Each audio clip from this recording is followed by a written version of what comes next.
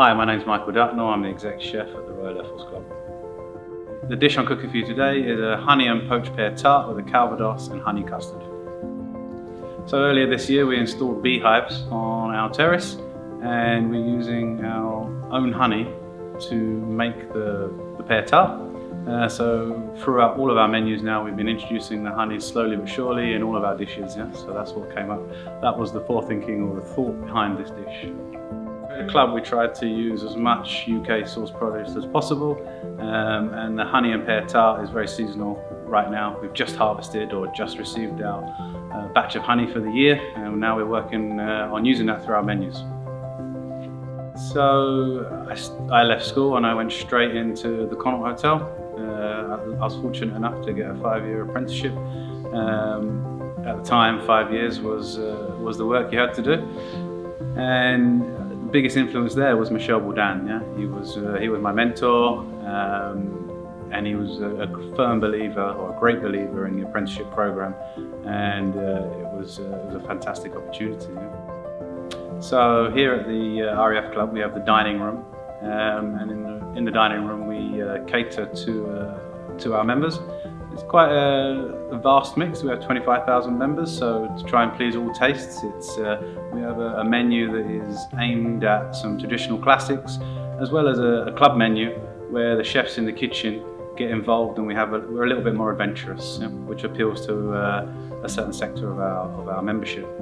Currently have 18 chefs in the kitchen, and that covers all aspects, all outlets in the club. The RAF Club is here for serving and former serving officers and above. We also have a family and honorary membership as well. And basically ultimately we're here for the RAF. So the pear tart is currently on the menu, on our club menu, and it would cost around £6.50. Okay, so using your recipe cards, you'll find that you'll have an order of works, and I advise that you follow that order of works so that you do everything in a timely manner, and everything should come together at the same time. First of all, we start off with our sweet pastry. So we're taking the flour and the butter, making a crumb, and then we add the icing sugar and the eggs, and we bind that together, and then we roll that between 2 bits of cling film, and then to help yourself out, start rolling the shape that you need, which is round, and then place that into the fridge. Yeah? You're going to rest that for around 30 minutes. This can be made in advance if you want to speed up the process even more. So after that, while your pastry is resting in the fridge, we want to start on the pears. So we're taking, here we use our club honey, but obviously you'll just be using your general honey, your basic honey, and you're going to make a syrup. We use elderflower because that really enhances the flavour of our club honey, so we use elderflower cordial, make a syrup with the cinnamon, the orange peel and the star anise. And we bring that to the boil, we peel and core our pears, and we place them to poach for around 15 minutes or until soft. It's very important not to overcook your pears because they are going to cook again in the oven later on. So now we're back onto lining our tart case. Take our pastry back from the fridge onto a lightly dusted surface. Do not add too much flour because this will obviously change the recipe of your pastry. Lightly flour your pastry and begin to roll it out. Only roll the pastry in one direction, so you're not working against the gluten. Yeah? So you're stretching the gluten and then not bringing it back, just stretching it in one direction, as you will see on the video. When you come to line your case, roll it up onto the rolling pin and then gently fold it or roll it back over the tart case, being very careful at this stage. If you have to work quickly so that your pastry is not getting too warm, and then when you do, you fold over the edges, and what I mean by that is you get a nice corner into your tart case. Very important. Yeah?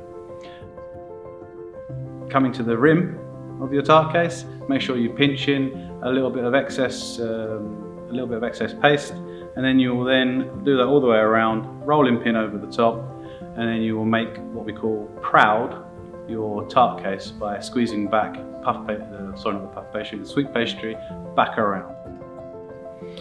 So now you need to blind bake your tart case. You're going to line it with cling film, you're going to line it with your baking beans, and then you're going to put it into the oven 160 degrees for around 20 to 25 minutes. Also very important is to run your thumb around the ring of the tart case. This will stop it from sticking. So now we come on to making the frangipane. We basically put all the ingredients apart from the eggs and honey into the Robocoupe. We blitz to a crumb or a paste, and then we add the eggs and the honey. Remove into a piping bag and straight into the fridge for later use. Now we come into filling the tart case. So I take some more of the honey and I feather it inside the tart case, and then pipe frangipane on top in a circular motion, starting in the middle. Then the pears, which we have drained onto paper, we then cut into halves. We also make a key for the tart, which goes in the middle, and then we arrange the pears around the outside of the key. So now we need to make a key for the tart. Basically, you take half a pear, you'll cut it round so it's circular, and then you place that in the middle of the tart. So this finishes your tart nicely, so all the other pears feed into that centerpiece. Whilst your tart is in the oven, you're going to make the honey and Calvados custard. For this, we start off by boiling the milk and the cream, which will then pour over our eggs and sugar, and we will then season, back in the pan, thicken the custard, and we'll season with honey and Calvados. Serve it warm with the custard. You should have received your recipe cards. I hope you really enjoyed making the pear tarts today, and I'm looking forward to seeing the results.